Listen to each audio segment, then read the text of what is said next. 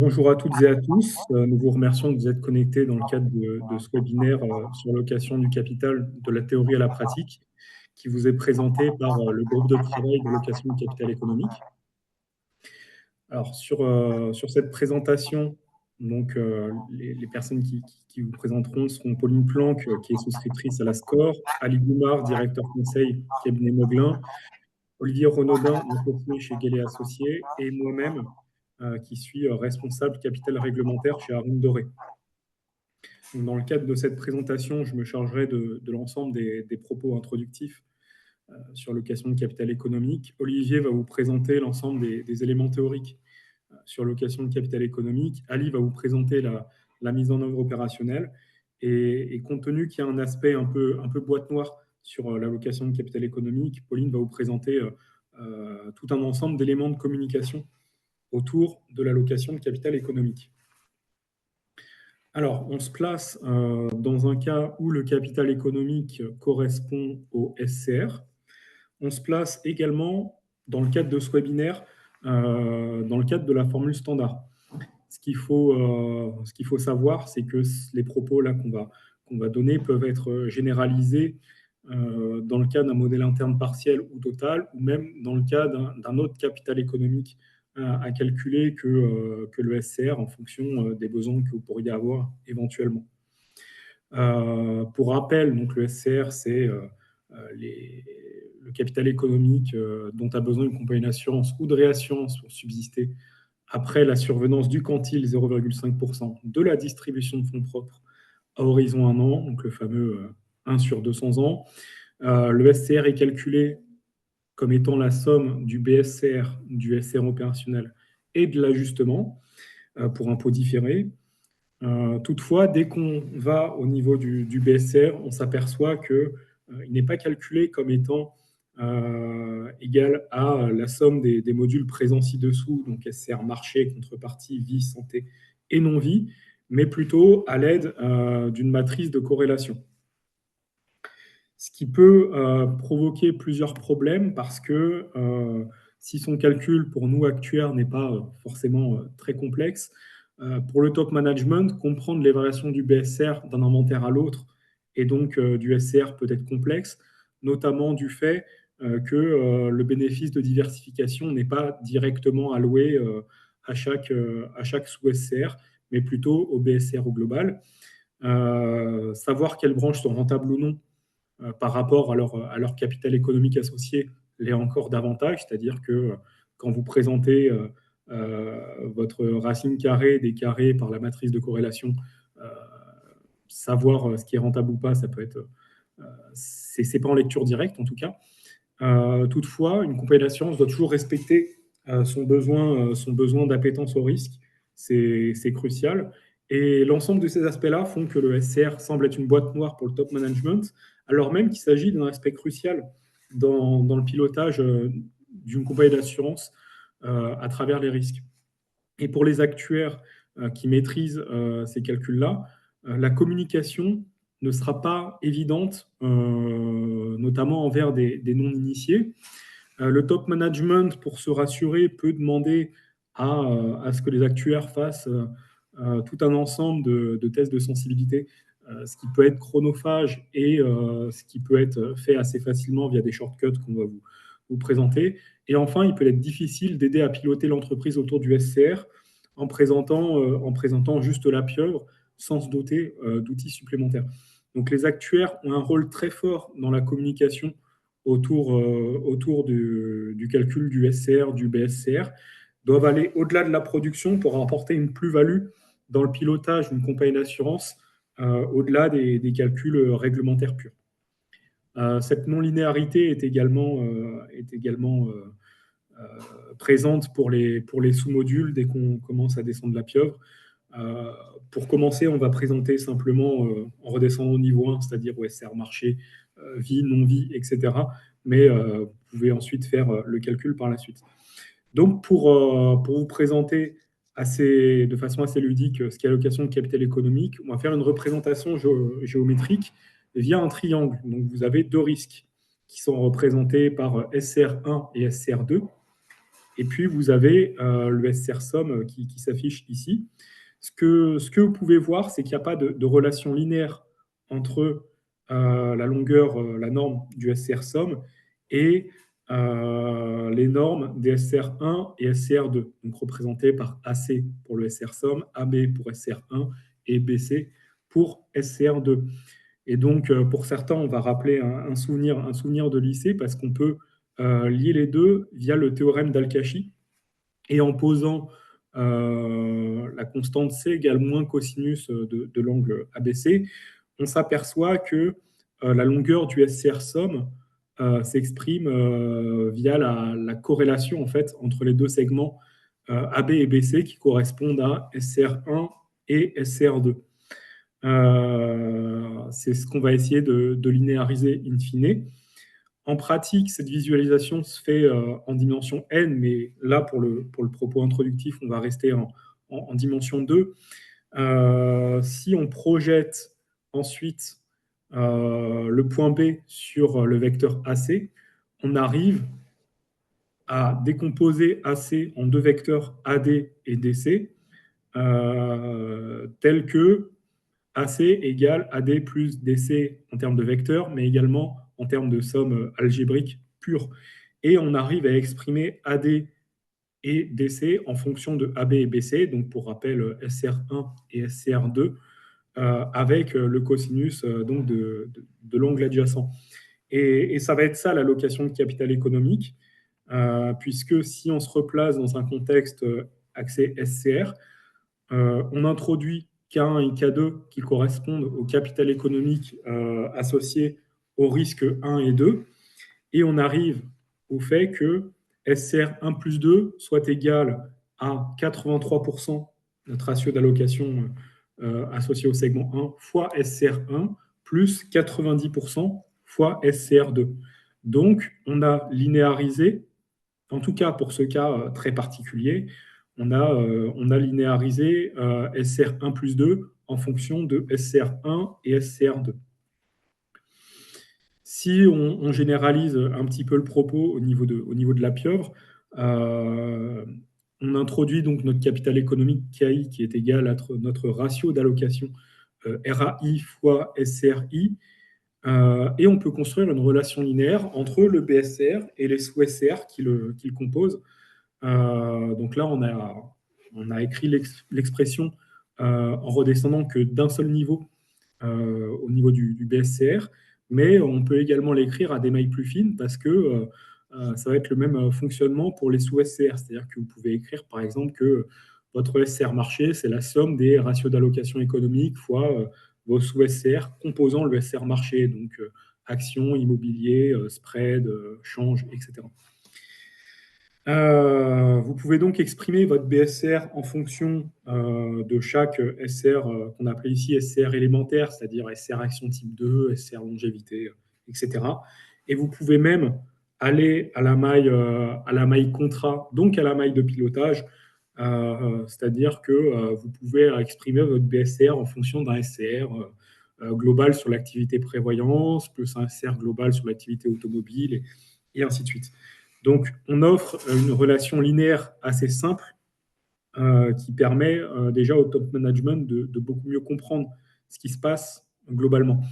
Ensuite, on a introduit ce qu'on appelle le RORAC. Alors, le RORAC, c'est assez simple quand on le construit avec les mains, c'est-à-dire qu'on a, sur chaque activité, on a un capital économique associé et on a également un résultat qui y est associé. Le RORAC, c'est simplement le quotient du résultat sur une branche divisé par le capital économique sur une branche. Votre capital économique global est fixé par des critères d'appétence au risque, hein, tout simplement. Et donc, pour maximiser son résultat, une compagnie d'assurance va maximiser son RORAC, c'est-à-dire maximiser son résultat possible compte tenu de son capital économique disponible. Et donc, en pratique, si on redescend au niveau 1, qu'on a un résultat de 2 millions d'euros qui est subdivisé sur chaque sous-module avec un SCR sur chaque sous-module, on s'aperçoit dans le cadre de cet exemple-là que le RORAC global vaut 4,1%, donc 2 millions d'euros de résultats divisé par 50 millions d'euros de BSCR ici. Et on s'aperçoit également que les branches santé et non-vie offrent un RORAC supérieur au RORAC global. Ce que ça veut dire, c'est que si une compagnie d'assurance souhaite optimiser son résultat, eh bien, elle doit essayer d'aller souscrire des risques santé et non-vie, tout simplement.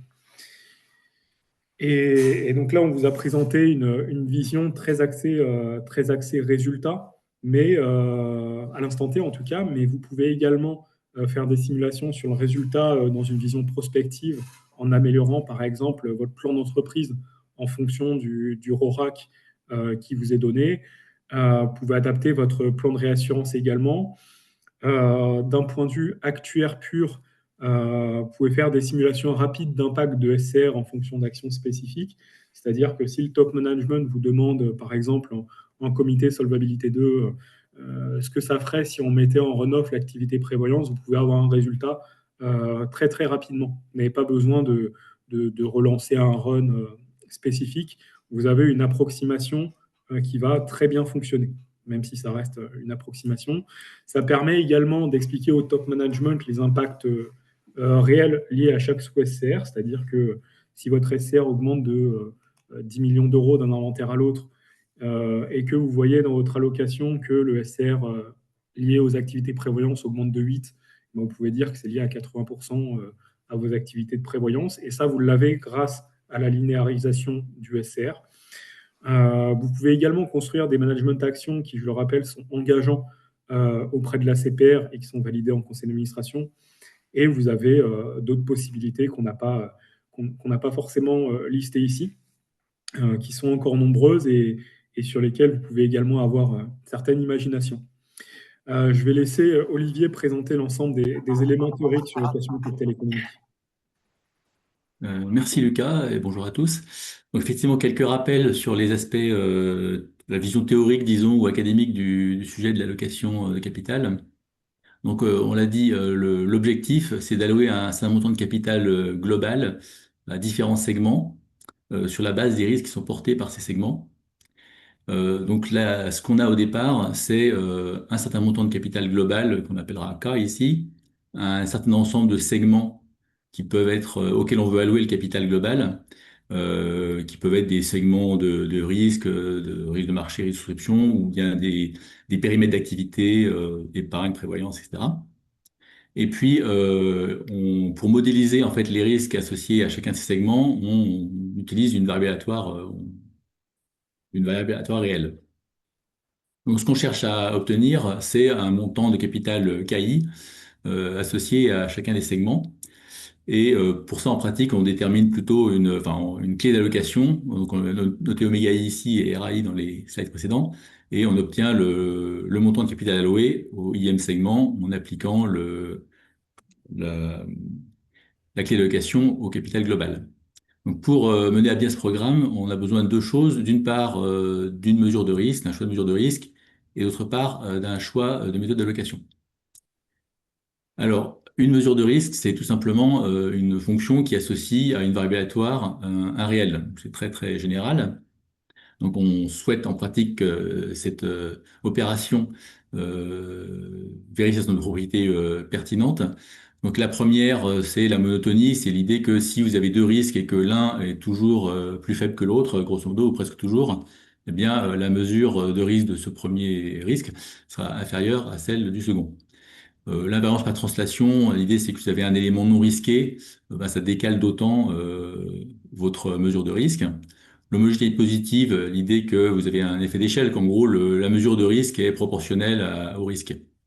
Et enfin, la sous-additivité traduit en termes de mesure de risque l'effet de diversification. La mesure de risque d'une somme de deux risques doit être inférieure à la mesure de risque la somme des mesures de risque de chacun de ces risques. Alors, quelques exemples, disons, de mesures de risque, hein, tout à fait classiques. L'écart type, par exemple, bon, par exemple, ne vérifie pas la probabilité d'invariance par translation. Très classique et populaire également, la value at risk, hein. Le montant retenu à partir duquel on dépasse un certain seuil de probabilité. Donc il y a la plupart des propriétés de cohérence qu'on a évoquées au-dessus, mais pas la associativité, additivité, donc elle ne traduit pas forcément très bien, elle n'a pas de très bonne propriété relativement à l'effet de diversification. Et donc la tail value at risk, qui est plutôt l'espérance d'un montant au-delà d'un certain niveau de risque, elle est une mesure cohérente, c'est-à-dire qu'elle vérifie l'ensemble des propriétés qui ont été listées ici, euh, y compris la bonne prise en compte de l'effet de diversification. Alors ensuite, pour pouvoir parler de méthode d'allocation, on a besoin de deux concepts qui sont la notion d'impact marginal et celle de RORAC. Alors, l'impact marginal, l'idée, c'est d'évaluer la contribution au risque global d'un certain segment donné. Donc, vous fixez un segment I, un certain ensemble de segments qui contiennent votre segment I, S en l'occurrence, et puis un réel entre 0 et 1. Et l'impact marginal du segment I relativement aux paramètres H et S, c'est la différence entre la mesure de risque portée par l'ensemble des segments S moins la mesure de risque portée par le segment S auquel on a retiré une proportion H du risque du segment I et on normalise avec H. En particulier, quand H égale 1, ça veut dire qu'on compare la mesure de risque de l'ensemble des segments dans S avec la mesure de risque des segments dans S sauf I. Ça, c'est la notion d'impact marginal. Deuxième notion, celle de RORAC. Donc l'idée, on l'a déjà évoqué, c'est de mesurer c'est une mesure de rentabilité, disons, basée sur les risques. Donc au numérateur, on a pour une variable générale, c'est l'espérance, et au numérateur, une mesure de risque, la mesure de risque ρ qu'on s'est fixée. Donc ça s'applique aussi bien au risque global X, hein, qui chez nous est la somme des XI, que à chacun des segments. Donc sur ces bases, on peut discuter de la notion de méthode d'allocation. Alors en fait, une méthode d'allocation, c'est tout simplement, si on peut dire, un processus qui, étant donné un certain nombre de segments qu'on s'est fixés, le capital, etc., et les variables aléatoires, va associer à une mesure de risque à une UPLAY qui sont donc, les contributions au risque de chacun des segments. À partir de ces éléments-là, cette allocation, on tire les clés d'allocation oméga i, comme décrit ici, qui est le ratio entre la contribution au risque du segment I sur la mesure de risque globale, tous segments confondus. Donc, comme c'est très général, évidemment, là aussi, on va vouloir que cette allocation vérifie son propriété pour être vraiment utile.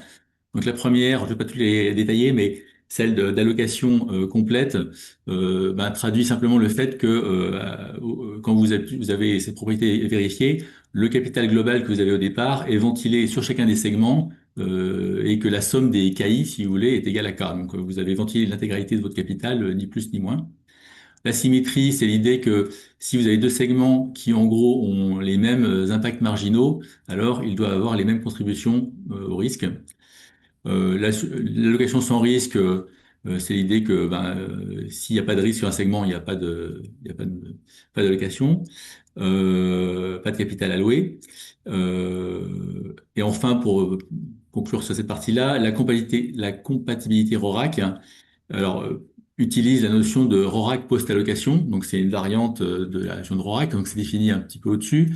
C'est la RORAC post-allocation du segment I. C'est toujours l'espérance de la variable modélisant le risque du segment I sur, cette fois, non pas la mesure de risque du segment I, mais la contribution au risque du segment I vue par la méthode d'allocation retenue.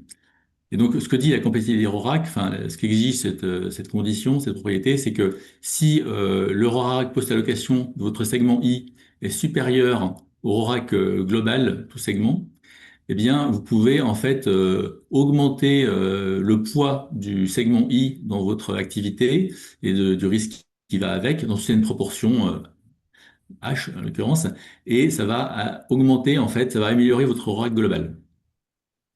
Donc, c'est un moyen de pilotage d'allouer plus ou moins sur certains risques pour améliorer le RORAC. Donc, quelques exemples sur le slide suivant de méthodes d'allocation classiques, hein. il y en a quatre essentiellement. La plus simple, la méthode proportionnelle. Donc là, en gros, on choisit comme clé d'allocation, en gros, le ratio. Enfin, on prend, si on veut, comme contribution au risque, essentiellement le ratio, la mesure de risque du segment I, normalisée par la somme de des mesures de risque.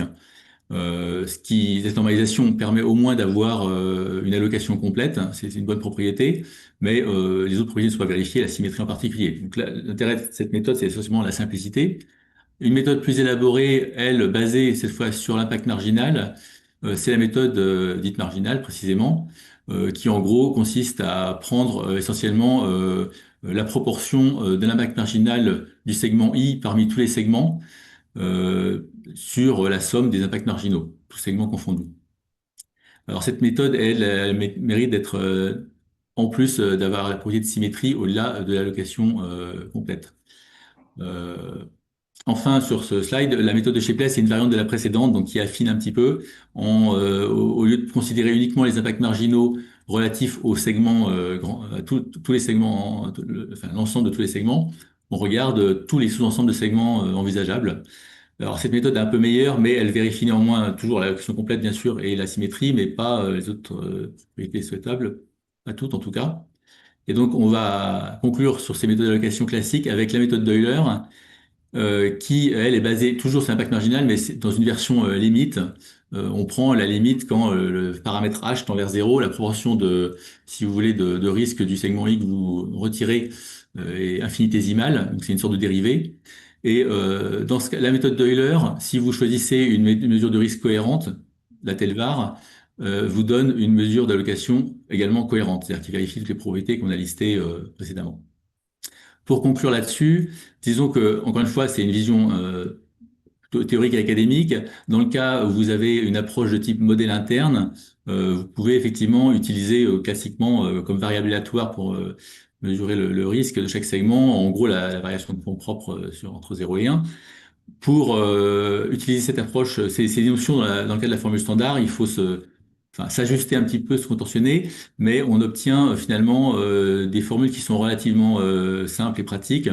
Par exemple, si dans une approche type méthode d'Euler avec la VAR, vous voyez la formule qui donne la contribution au risque du segment I, du SCR du segment I, d'un risque I, pardon, donc risque de marché au risque de souscription I, par exemple, dans le BSCR global. Donc des formules qui sont assez facilement utilisables.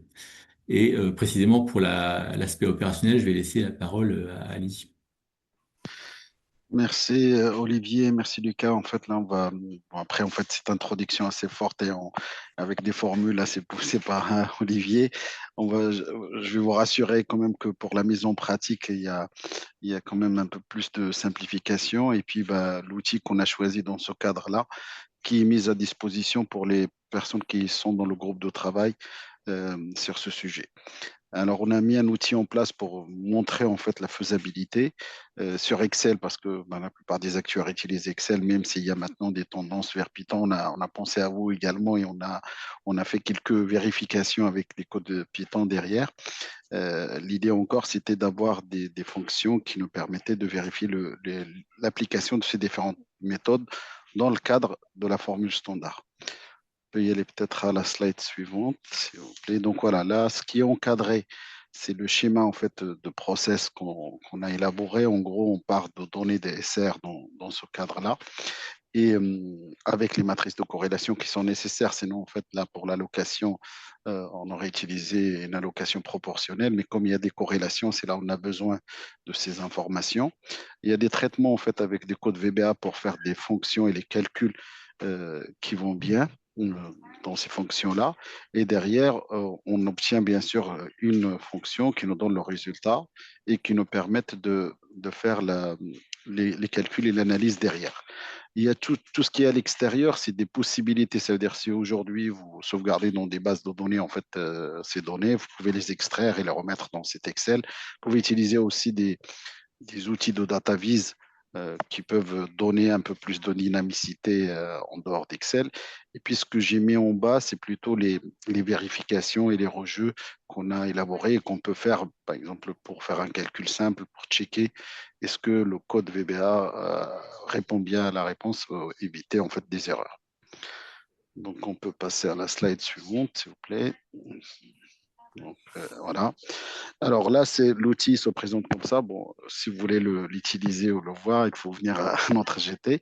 Et puis, il est structuré de la sorte. Il y a une synthèse au départ qui présente l'ensemble des méthodes dans le cadre de l'exemple qu'on a pris, avec des graphiques. Bon, pour la synthèse qui juste compare les différentes méthodes entre elles. Et puis, vous avez une partie calcul et une partie graphique plus poussée qui va être présentée par Pauline pour la partie communication. Voilà, je fais juste le teasing le temps que ça arrive. Et une feuille, bien sûr, c'est les paramètres qu'on va utiliser, notamment les coefficients, les matrices de corrélation. Donc, on peut, voilà. Sur cette approche-là, là, c'est des premiers résultats, mais c'est juste pour vous donner un peu quelques sujets. Vous avez la première colonne qui vous donne en fait le SR avant les allocations de diversification. On voit bien sûr ici que le risque de marché est prépondérant. Derrière, en fait, il y a le risque santé qui se diversifie bien avec le reste. Et là, on va voir les méthodes en fait d'allocation qu'on peut utiliser. Il y a la marginale olaire. Je vais commencer par la proportionnelle. Vous voyez, en fait, c'est uniquement le poids qui prime en fait de ce SR par rapport à un global. C'est vraiment une normalisation, comme il l'a souligné Olivier. Et finalement, c'est le poids qui joue. Il n'y a aucune, finalement, que vous ayez des corrélations ou pas, ça ne joue pas donc, dans cette allocation. C'est la façon la plus simple. La marginale, c'est un peu une version plutôt intermédiaire et qui compte en fait d'intégrer ou pas le risque en fait dans le calcul et de voir sa contribution en fait à ce risque. Donc là, il donne des choses plutôt meilleures. En fait, on voit bien que en termes de risque de marché entre proportionnel et marginal, le risque de marché il est plus représenté parce il est moins diversifié. Et on voit que la santé, par exemple, il y a 11 millions proportionnels, là, il passe à 9 millions. Donc, c'est beaucoup mieux diversifié avec le reste. Et là, on capte vraiment cet effet de corrélation qu'on a mis dans les matrices. Sur Euler, bah, on pousse un peu le trait pour aller vers une allocation encore plus infinitésimale, comme ils ont rappelé mes collègues. Et donc là, on obtient encore des choses meilleures qui sont plus explicables et qui sont, en fait, c'est une méthode aussi quand même qui était un peu écrite en fait dans les différentes consultations qui ont été faites par l'IOPA à l'époque. Et c'est aujourd'hui la méthode la plus en fait, nous, qu'on recommande et qui est préférée aussi Pauline va en parler de cette méthode. Donc, les autres, il y a Chapelet. Chapelet, alors là, Chapelet, c'est celle qui nous a finalement fatigués en termes d'implémentation et de vérification. Il y a eu beaucoup de contributeurs. Nous, on est là, mais il y a d'autres personnes qui nous ont aidés à manœuvrer en fait cette partie calculatoire. Et là, sur Chapelet, il y a eu, voilà, c'est une méthode qui ressemble en fait aux autres, sauf que là, on a beaucoup plus de combinaisons possibles qu'il faut tenir en compte et ça rend un peu l'exercice plus délicat en termes de temps d'exécution. Donc, plus bon, lorsqu'on est à la maille matricielle, on va dire à la pieuvre de basique SR, ça va, on va pouvoir s'en sortir. Mais si on pousse le trait avec des allocations un peu plus fines pour aller au niveau line of business, là, ça peut devenir un peu plus lourd. Donc voilà les premières synthèses. Et bon, Pauline va vous décrire encore plus après. Je peux passer à la slide suivante, c'est encore la partie opérationnelle, là, pour rentrer par ceux qui ça les intéresse d'aller mettre en pratique chez eux. Donc, vous voyez, en fait, on a essayé de respecter une norme, une fonction qu'on appelle Euler ou qu'on appelle autre, proportionnel, Chapelet, avec, on donne en élément un input, c'est la matrice des SR qu'on a, le SR qu'on veut, sur lequel on veut calculer le poids d'allocation. Et là, on va donner ces éléments avec la matrice de corrélation et l'outil va calculer, va exécuter le code VBA derrière pour faire les calculs nécessaires pour chaque fonction. Donc l'idée, c'était de respecter un peu une même signature. Donc on peut passer à la slide suivante, s'il vous plaît. Donc, toujours, voilà, donc on donne ces inputs, on a la fonction, la location sortie, même norme pour tous. Et je pense que la slide suivante montre directement toutes les méthodes. Voilà. Ça, c'est-à-dire pour garder une norme, toujours, en fait, quand on fait des développements, si on veut faire la même fonction qui fait la même chose, c'est bien de garder la signature, les paramètres en input, il faut que ça soit dans le même ordre. Et puis, bah, derrière, que ça produit la même sortie pour que vous puissiez les comparer entre eux sans difficulté d'appel ou d'erreur à l'appel. Voilà, ces structures comme ça, vous voyez que c'est pas si difficile, en tout cas dans, dans la signature.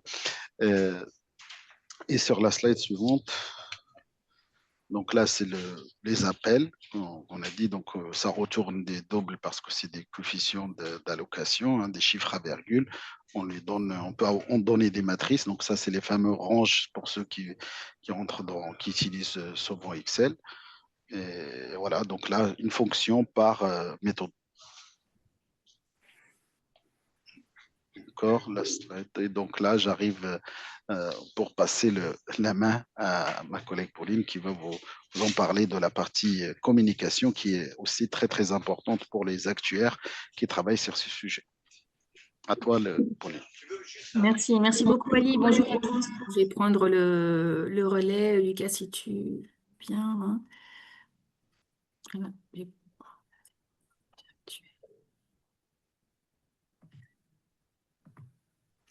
Voilà. Merci, bonjour à tous. Dans cette... alors, est-ce que je peux passer... Je n'arrive pas à passer le... Ouais, ça y est. Alors, dans cette partie, je voulais vous montrer comment faire exploser les boîtes noires avec de simples graphiques. L'idée étant, déjà pour nous, actuaires techniciens, de mieux comprendre ce qui se passe avec les effets de diversification, mais aussi pour mieux communiquer auprès de nos dirigeants et administrateurs pour les aider dans leur prise de décision sur la gestion du capital. Alors, de quoi parle-t-on? Eh bien, on part de ce tableau de bord qui figure dans tous nos SFCR et qui a un effet boîte noire en fin de calcul au niveau des effets de diversification. Ce qui fait que si un administrateur un peu facétieux nous demande et si le SR marché augmentait de 1, pendant qu'en parallèle le SR non-vie diminue de 1, quel est l'impact sur le BSCR ou sur le SCR? Combien font plus 1 moins 1? Alors comme ça, sur un simple coin de table, on est bien incapable de répondre à cette mauvaise blague d'actuaire. Et pour éviter de demander aux stagiaires de relancer les modèles en plein comité des risques, eh bien, on va commencer par dessiner ce tableau. Alors pour ça, eh bien, on utilise un graphe en cascade pour commencer. Donc on empile les SCR, on enlève le pavé d'effet de diversification et on obtient le BSCR. Donc à ce stade, mais on n'a rien inventé puisque notre boîte noire est toujours là. Hein, c'est les 25 d'effet de diversification. Donc, ce qu'on va faire maintenant, c'est qu'on va choisir une méthode allocation présentée par Olivier. Donc, moi, j'ai choisi la méthode de l'air parce que c'est ma préférée. Et grâce à l'outil DALI, on va venir saucissonner notre boîte noire pour allouer les effets de diversification au SCR sous-jacent. Et comme ça, eh bien, on a en lecture directe le passage des SCR aux contributions nettes des effets de diversification. Et en gommant ces effets, eh bien, on obtient une addition toute propre, toute belle, et les contributions de chacun des risques. Donc, on a une nouvelle série de chiffres, et on va pouvoir compléter notre tableau de bord avec ces fameuses contributions nettes de diversification du niveau BSCR. Et là, on est content puisque notre boîte noire est vide. On va pouvoir la remplir avec une première série d'outils qu'on appelle dans la littérature les ratios d'allocation. Donc, il s'agit du ratio entre les contributions rapportées au SCR. Donc, typiquement, le SR marché, il a un ratio d'allocation de 86%, ce qui correspond à 27 sur 32. Et bien évidemment, plus ce ratio est petit, plus ça traduit un effet de diversification important. Et ce qui est intéressant avec la méthode de l'air, c'est que ça correspond aussi à des facteurs de sensibilité, c'est-à-dire que mon delta de plus 1 sur le SR marché va peser pour 86% sur le BSCR. Donc en fait, il va augmenter le BSCR d'environ 860 000 euros, donc mais environ est important. Et en contrepartie, le delta de moins 1 sur le SR non-vie, lui, ne va peser que 41%. Donc, au final, plus 1 moins 1, ça va augmenter le BSR d'environ 450 000 euros. Donc, à ce stade, on est content. On a linéarisé le BSR, hein, c'est les formules dont parlait Lucas. C'est-à-dire qu'on a bien 50 égale la somme prod entre le vecteur DSR et le vecteur des ratios d'allocation. Et on est capable comme ça d'expliquer les variations de SR d'un inventaire à l'autre. Mais on peut aller encore plus loin, cette fois-ci pour optimiser ces effets de diversification. Donc pour cela, en fait, on marque une petite pause, on part à la montagne. Merci, merci Anne-Marion pour la métaphore, pour l'image, et Sylvaine pour l'illustration. Donc l'idée de cette randonnée à la montagne, c'est d'aller le plus haut possible en altitude. Et pour monter en altitude, tout en restant sur son territoire, hein, son empreinte au sol, eh bien, il n'y a pas 36 solutions, il faut un dénivelé important et marcher longtemps. Et plus on marche longtemps et plus on a un dénivelé important, et bien plus on va monter en altitude, et plus on monte en altitude, plus on va voir des paysages variés et faire des activités diversifiées. Donc on va avoir des chamois, des vaches, des marmottes, des glaciers, des névés et encore des cascades. Et tout cela va rendre la randonnée la plus enrichissante possible, à tout point de vue. Donc, ben on revient à notre BSCR. On convertit les kilomètres en millions d'euros et on commence par tracer la cartographie en commençant par notre terrain de jeu, hein. En fait, c'est notre budget de risque, ici illustré par toujours notre BSR de 50. Et on commence à dessiner la carte en commençant par le chemin du SR marché. Donc, ce qu'il faut bien comprendre, c'est que le SR marché se lie à flanc de montagne, enfin, les SR se lisent à flanc de montagne, et l'empreinte au sol correspond à la contribution, donc l'allocation de ce SR dans le BSR. Donc ici, on a un SR marché de 32 qui contribue pour 27 dans le BSR de 50. Et bien entendu, plus la pente est forte et plus l'empreinte au sol sera courte par rapport au SCR, et plus ça traduit un effet de diversification important. On continue la cartographie avec le SR défaut, donc lui qui est beaucoup plus petit et beaucoup mieux diversifié, hein, il est divisé par 2 au passage. Et le cœur de métier, les SR de souscription, vie, santé et non-vie, qui sont un peu plus petits que le marché et un peu mieux diversifiés. Donc ici, ben, on est content. On a parcouru 75 millions d'activités qui ne coûtent en réalité que 50 grâce aux effets de diversification. Donc vous allez me dire, c'est bien joli, c'est original, mais à quoi ça sert? Ça sert parce qu'on va pouvoir naturellement tracer la pente moyenne qui apparaît sous vos yeux.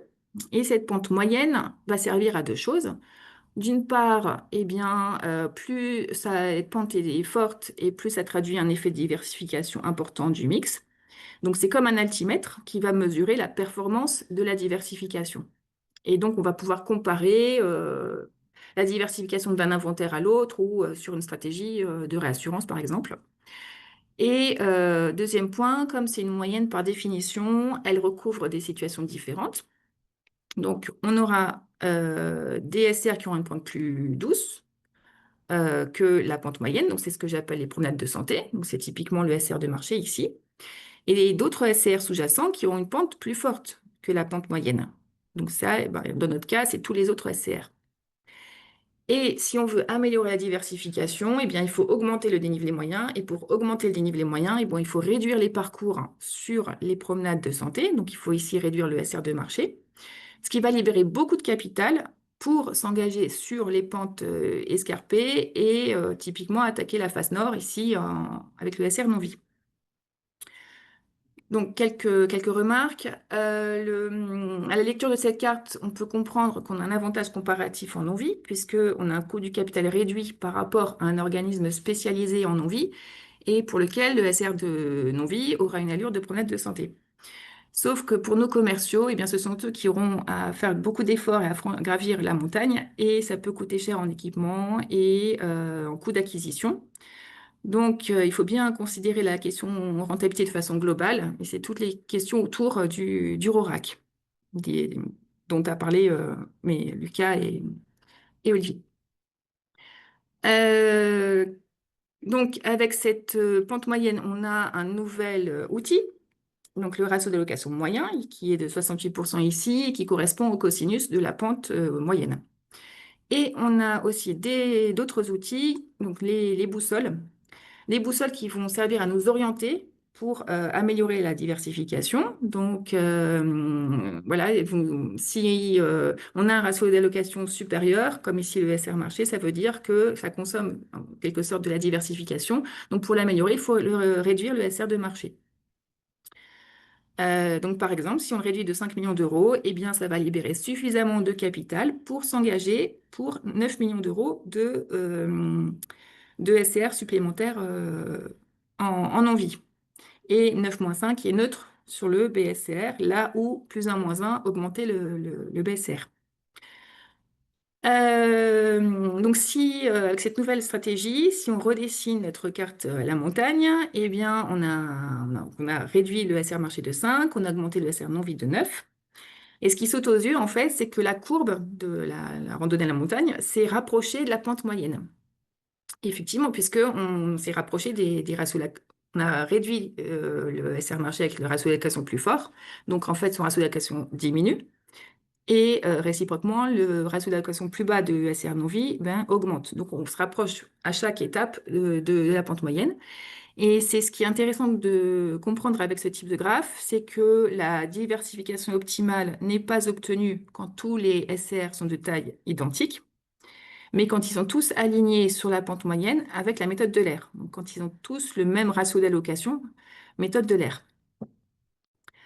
Petit clin d'œil à l'outil DALI. Donc là, c'est les résultats du graphe à la montagne. Ce qu'il faut bien comprendre, c'est que bien sûr, évidemment, l'allure de la courbe sera différente suivant la méthode utilisée, mais aussi suivant l'ordre dans lequel on choisit de dessiner les SCR. Donc on peut avoir une courbe qui a une allure concave ou convexe selon l'ordre dans lequel on choisit d'inscrire les SCR.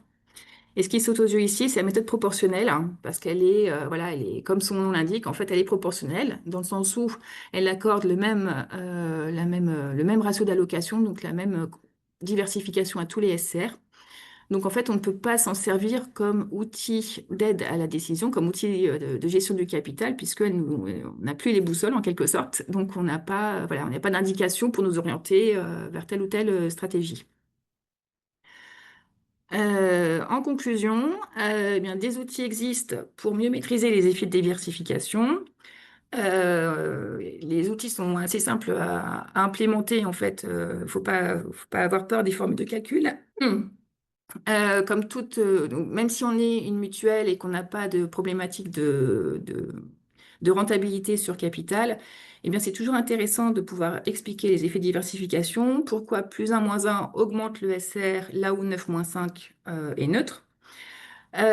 Comme toute boîte à outils, eh bien, il faut un manuel d'utilisation et avec des mises en garde, des précautions d'usage.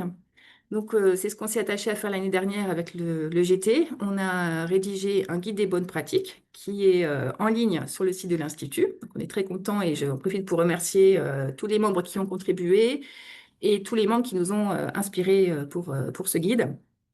Dans ce guide, vous trouverez évidemment tout ce qu'on s'est dit là aujourd'hui, mais il y a des bonus. Il y a toute une panoplie de triangles présentés par Lucas, donc on les a déclinés dans le guide sous toutes leurs formes en fait. Dont notamment la corrélation négative entre la longévité et la mortalité. Ça, c'était intéressant. Et on fait un focus aussi sur la méthode marginale, parce que j'ai beaucoup parlé de l'air, mais il y a aussi la méthode marginale qui est intéressante pour évaluer l'impact du new business par rapport au stock. On fait un focus aussi sur les groupes et les filiales. Et puis en bonus, on a aussi les graphiques à la montagne, les randonnées à la montagne en fait qui sont déclinées à chaque nœud d'agrégation. Donc au final, ça a une allure de fractale.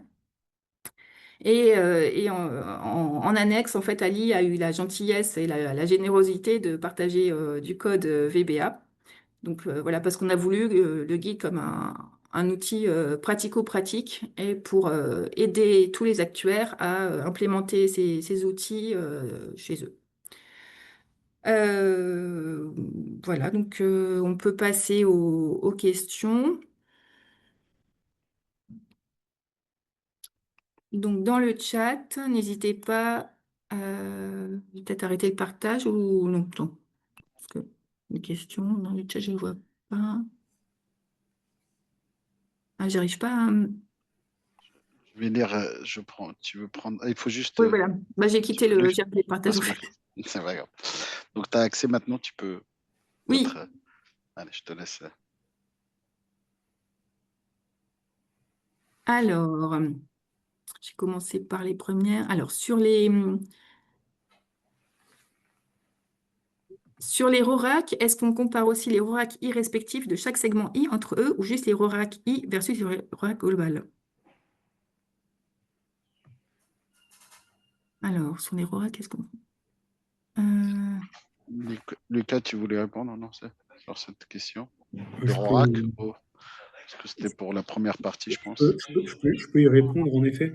Ce que je vais vous proposer, c'est que je vais partager mon écran par conséquent. Alors, comme ça, vous aurez les slides qui serviront de support de réponse. Euh,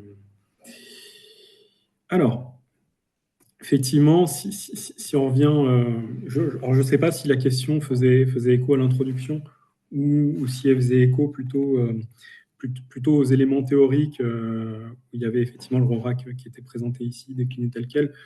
Euh, la réponse, simplement, c'est les deux. Les deux, c'est-à-dire que euh, l'idée du RORAC, c'est que ça vous donne un élément de comparaison très simple.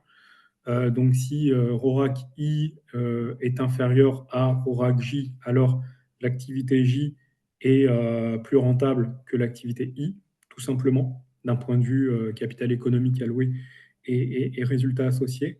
Et vous pouvez également le comparer au global. Pour le coup, c'est-à-dire, vous pouvez voir si votre activité est plus ou moins rentable que l'activité, on va dire, moyenne de l'entreprise.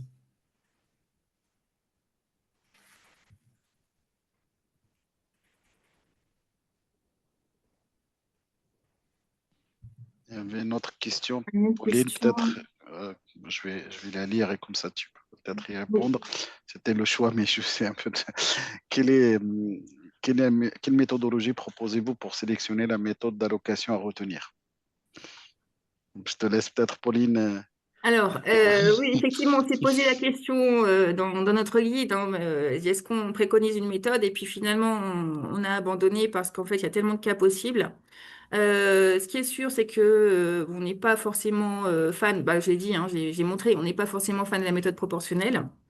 Parce que bon, elle ne tient pas compte des corrélations, mais ça paraît un peu évident, mais on le voit sur les graphiques. Alors, on a vu que la méthode de l'air était comment dire, en fait, c'est ma préférée, moi, parce que enfin, je réponds aussi à la question, il y a une question dans le chat, je vois. Parce qu'en fait, par définition, c'est une méthode marginale infinitésimale. Donc, en gros, c'est une dérivée partielle, hein, une dérivée partielle première. Et donc, il faut imaginer qu'on pose une tangente sur une courbe en forme de racine carrée de somme de carré. Et en fait, contre-intuitivement, cette courbe en racine carrée de somme de carré est relativement linéaire. Donc, la tangente est un proxy formidable pour la formule du SR, donc dans la plupart des cas, hein. Et donc, c'est la méthode idéale pour la sensibilité, puisque on a linéarisé, en fait, avec cette tangente, on a linéarisé la formule du SCR. On peut la dessiner aussi, c'était le dessin de Lucas avec le triangle. C'est la projection orthogonale, donc c'est quelque chose de propre, de simple.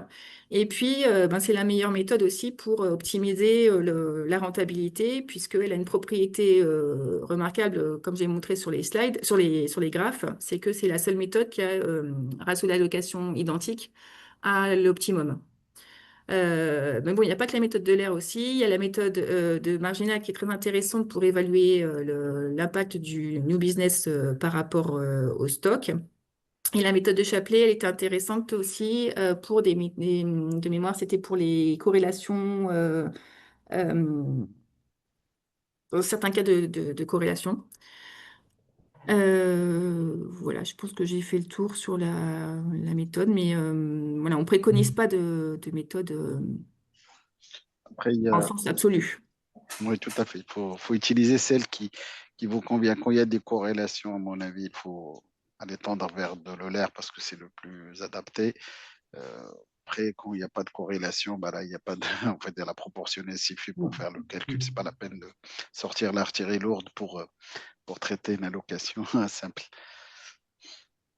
Et enfin, un avantage qu'on n'a pas évoqué sur la méthode d'allocation de l'air, c'est que on est sur des changements infinitésimaux. Et en pratique, vous allez rarement changer très radicalement votre profil de risque de manière générale. Vous aurez un profil de risque que vous allez conserver et qui va bouger assez lentement au fil du temps. Les autres méthodes consistent à retirer totalement du portefeuille d'entreprise un certain risque. Vous savez ce que la méthode de l'air propose de retirer une portion infinitésimale. Et donc, si vous voulez, je ne sais pas, augmenter votre activité non-vie de 10%, par exemple, eh ben, la méthode de l'air vous donnera un résultat plus précis que la méthode marginale, par exemple, parce que 10%, c'est plus proche de 0 que de 100%. D'ailleurs, je rebondis sur il y a une question, pourquoi la méthode marginale est plus intéressante que la méthode de l'air pour mesurer l'impact du business par rapport au stock? En fait, c'est, comme l'a dit Lucas, s'il n'y a pas beaucoup de variations, si on est dans un rythme de croisière assez classique d'un inventaire à l'autre, Euler fait le job. La méthode marginale est intéressante s'il y a un gros changement de business mix. Parce que là, en fait, on s'écarte de la tangente, enfin, il faut imaginer la tangente qui s'écarte en fait de la courbe. Il y a une autre question. De manière pratique, comment fait-on pour diminuer le SR de marché, Ah oui, augmenter le SR non-vie? Et donc là, bon, tu veux y aller ou j'y vais? moi tu peux y aller, Adi, oui. Ouais, pour augmenter, en fait, là, il y a la notion d'augmenter ou pas, en fait, c'est lié à votre exposition, en fait, sur ce risque qui vous donne le calcul de SR. Donc ça, c'est principalement sur le marché. Ben, il faut revoir, en fait, votre structure d'actifs pour diminuer votre SR. Ça, c'est la première chose. Pour diminuer le SR de marché, c'est pas obligatoirement l'effet diversification qui vous diminue votre risque de marché. C'est un constat. En fait, l'effet diversification, c'est parce que on le considère dans la matrice de corrélation globale avec les autres risques. Donc, le but, c'est de mieux structurer votre actif pour que vous preniez moins de risques et après, vous pouvez allouer, on va dire, ces gains-là en fait, que vous pouvez avoir sur des activités non-vie et qui augmentera bien sûr votre exposition, augmentera naturellement votre SR. Et l'effet diversification, ça va vous permettre d'aller chercher un peu plus, d'augmenter le budget sur la partie non-vie. Peut-être Pauline, tu veux compléter ou c'est bon? Non, c'est bon. Merci. Parfait. Alors, il y a d'autres questions, je ne vois pas tout. Donc, il y avait une sur le SR d'auto up et down. Comment gérer les effets des seuils, par exemple sur le SR taux up et taux down, et le changement de matrice de corrélation que ça implique. Est-ce que quelqu'un qui veut prendre ou... Oui, je peux essayer. Vas-y, Alors, pour le coup, effectivement, pour rappel, pour l'auditoire, vous avez le SR de taux up et de taux down qui vous donne une matrice de corrélation différente. C'est-à-dire que en down, en position down, c'est-à-dire c'est la baisse des taux qui fait diminuer les fonds propres, vous avez une corrélation de 50% avec le risque immobilier et le risque action. Tandis que si vous vous placez en SCR taux up, c'est-à-dire c'est la hausse des taux qui fait perdre des fonds propres à la compagnie d'assurance, c'est votre corrélation entre SCR taux et SCR action ou SCR taux et SCR immobilier passe à 0%. Alors effectivement, ça fait que si vous êtes sur un SCR taux très proche de 0, il va simplement falloir admettre quelque chose de très très simple, qui est que si vous avez une allocation qui conduit à ce que ce soit la hausse enfin, ce qui est un changement de sens de taux qui fasse baisser les fonds propres. Il va falloir refaire le travail. Pour le coup, vous n'aurez pas d'approximation très simple à partir des matrices de corrélation. Ça peut être un peu décevant comme réponse, mais pour le coup, pour avoir essayé de faire ça, il va falloir en fait revoir vos ratios d'allocation. Une autre possibilité, si vraiment vous souhaitez prendre ça en compte dans votre simulation, c'est simplement de faire une simulation avec votre matrice des taux up, votre matrice des taux down, et ensuite de faire varier vos ratios d'allocation en fonction. Ce qui fonctionne à peu près en pratique, mais je n'irai pas jusqu'à le conseiller d'un point de vue actuariel. Je pense qu'il y a encore une question. Bonjour, vous faites vos analyses en fonction des métriques à l'instant T, c'est-à-dire là, est-ce que cela suffit ou est-il en général demandé d'anticiper les métriques sur un horizon plus long? Si je comprends la question, en fait, c'est-à-dire là, on a des mesures à un instant T, c'est ce qu'on a donné l'allocation, et ben, je pense que pour l'idée, c'est de faire des what if. Et je pense que c'est dans l'outil, on peut rajouter un budget en fait à une branche ou à un module de risque en disant là, je voudrais plus exposer sur ça, sur cette partie-là de marché ou de réduire le marché pour augmenter mon activité non-vie comme la question précédente. Et cela, ça donne un peu ce qui va arriver si on est dans la même situation aujourd'hui. Donc voilà, après, si vous voulez y aller dans le temps long terme, c'est-à-dire si vous avez fait des calculs, par exemple, hors ça, et vous avez projeté l'ensemble de vos métriques, vous pouvez refaire cette allocation à cette date-là. C'est un sujet quand même lorsqu'on est entre une date pour prendre une décision.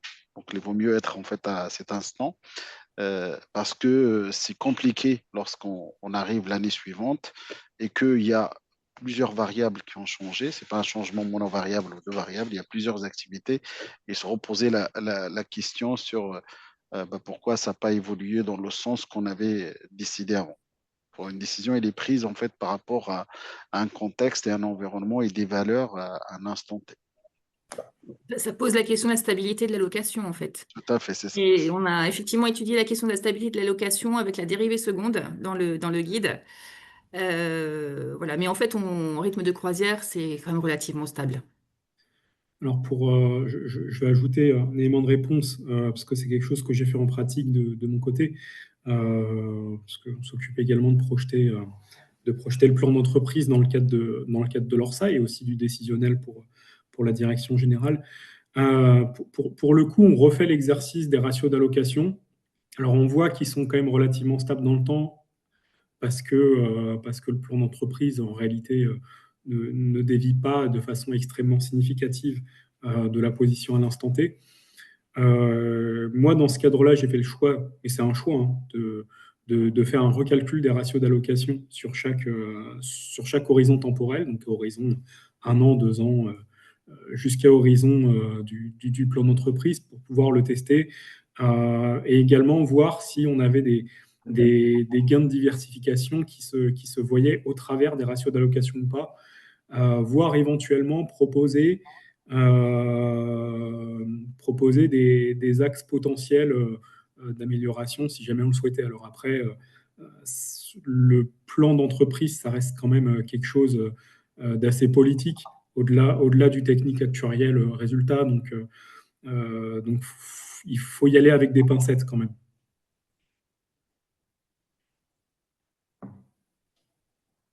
Est-il possible d'avoir des SRI négatifs avec les méthodes marginales puisqu'ils sont obtenus par différence? Si la ligne d'affaires I donne un fort bénéfice de diversification qui lui est réattribué, par exemple. Alors, je ne sais pas si Lucas, Oui, entre mortalité et longévité, typiquement. C'est-à-dire que votre équilibre entre mortalité et longévité, c'est si un SCR vaut exactement la moitié de l'autre. À ce moment-là, si par exemple votre SCR longévité vaut la moitié du SCR mortalité, eh bien votre SCR global sera égal au SCR mortalité. Si votre SCR longévité est inférieur à la moitié du SCR mortalité, vous aurez un ratio d'allocation négatif. Alors après, vous pouvez considérer ça par produit, par exemple, ou en tout cas la maille de pilotage de votre entreprise, plutôt que de redescendre uniquement la pieuvre. Et à ce moment-là, en pratique, vous n'aurez pas de ratio d'allocation négatif. Oui, parce qu'effectivement, il y a une corrélation négative entre la longévité et la mortalité. Donc, si on calibre bien, on peut avoir un SR qui diminue. En revanche, il faut compléter par les risques de marché sur les provisions en face des rentes. Et là, bon, on bascule quand même dans une contribution positive. Mais de façon générale, on peut pas, enfin, on ajoute du risque, donc logiquement, et puis mathématiquement, avec les triangles, on comprend bien ce qui se passe. Donc normalement, il y a toujours une charge positive sur une ligne d'activité. Oui, il faut garder ça très bien à l'esprit parce que c'est un effet de diversification qu'on rit à l'eau. Et donc le risque voilà, de base, il ne change pas. Est-ce que vous avez songé à aller jusqu'au point d'activité? Alors oui, justement, j'ai oublié d'en parler. Là, l'objectif de cette année dans notre GT, c'est de mettre en pratique voilà, des allocations du capital sur une entreprise voilà, de test. Donc, on cherche des partenaires. Donc, si vous êtes intéressé, n'hésitez pas à nous rejoindre dans le GT. On va passer au cas pratique cette année. Ouais, là, c'était et la dernière question peut-être, et après on va peut-être remercier tout le monde. Est-ce que vous avez changé à aller jusqu'aux branches d'activité? C'était en fait, bah, c'est ce que Oui, c'est cette année, c'est les travaux de cette année. travaux de cette année tout à fait. Donc, Ouais. n'hésitez pas voilà, à nous rejoindre ou à devenir partenaire pour qu'on puisse travailler sur votre sujet et puis définir les conditions ensemble sur ce point-là. Ouais. Donc ça fait une bonne conclusion, je pense. Alors, on vous remercie tous en fait pour votre présence. Vous étiez nombreux. C'est arrivé à un moment 144, j'ai vu. Donc, merci pour votre présence et puis merci aux contributeurs et à l'organisation. Donc, et puis, on continue l'aventure ensemble. Merci beaucoup. Et merci beaucoup. Bonne journée.